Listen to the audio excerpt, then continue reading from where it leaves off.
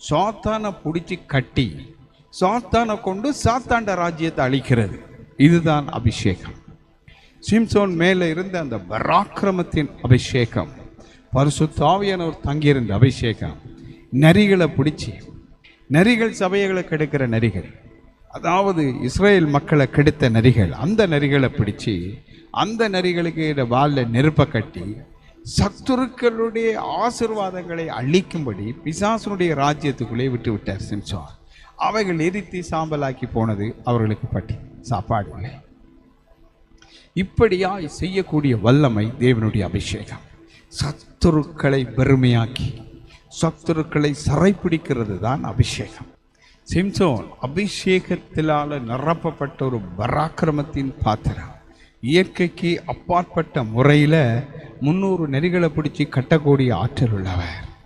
நரிகளை பிடிக்கக்கூடிய நாளில் ஜனங்களுக்கு ஒரு வீட்டுக்குள்ளே இருக்கிற ஒரு கரப்பாத்தான் பூச்சியை கூட பிடிச்சிக்க முடியுதில்லை. அந்த நேரத்தில் 300 நரியை பிடிச்சி சோடி சோடியாக சேர்த்து கல்யாணம் கட்டி வச்சு அந்த நரிகளுடைய வாலில் ஒரு தீப்பந்தத்தை கொளுத்தி பெலிஸ்தருடைய கோதுமை வயல்களை அழிக்கும்படி விடுகிறார்.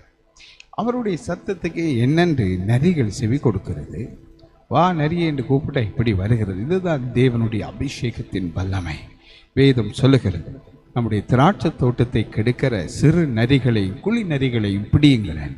சபை இதுவரையும் பிடிச்சதா தெரியல. சபையை குழி நரியும் சிறு நரியும் ஒரு வழி பண்ணி கொண்டே இருக்கு. நம்முடைய திராட்சை தோட்டம் பூவும் பிஞ்சுமாய் இருக்கிறதே, குழி நரிகளின் சிறு நரிகளும் அவைகளை கெடுக்கிறதே. சபையை கெடுக்கிற இந்த குழி நரி சிறு நரிகளை பிடிச்சிடணும்.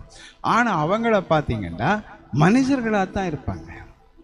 ஆவியில் பார்த்தீங்கன்னா சிறு நரியா 2-3 இருக்கும், குழி நரியா 2-3 இருக்கும் சபைக்குள்ள. ஆனால் மாம்சத்தில் பார்த்தீங்கன்னா அவங்க பிரதர் அண்ட் சிஸ்டர்ஸ் அப்படித்தான் இருக்கிறாங்க சபையில். இந்த குழி நரிகளை பிடிக்கக்கூடிய ஒரு வல்லமை சிம்சோனிடம் இருந்தது. இந்த நரிகளை பிடிக்கிறது ஒரு ஆவிக்குரிய மிக அதி உச்சமான பலம்.